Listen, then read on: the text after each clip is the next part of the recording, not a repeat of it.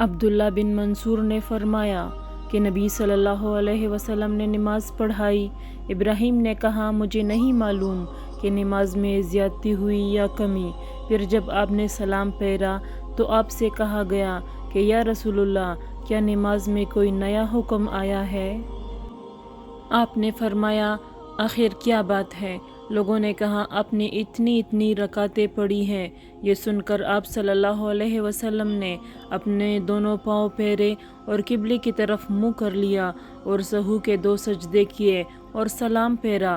پھر ہماری طرف متوجہ ہوئے اور فرمایا کہ اگر نماز میں کوئی نیا حکم نازل ہوا ہوتا تو میں تمہیں پہلے ہی ضرور کہہ دیتا، لیکن میں تو تمہارے ہی جیسا آدمی ہوں، جس طرح تم بھولتے ہو میں بھی بھول جاتا ہوں، اس لیے جب میں بھول جایا کروں تو تم مجھے یاد دلایا کرو، اور اگر کسی کو نماز میں شک ہو جائے تو اس وقت ٹھیک بات سوچ لے اور اسی کے مطابق نماز پوری کرے، پھر سلام پھیر کر 2 سجدے سہو کے کر لے۔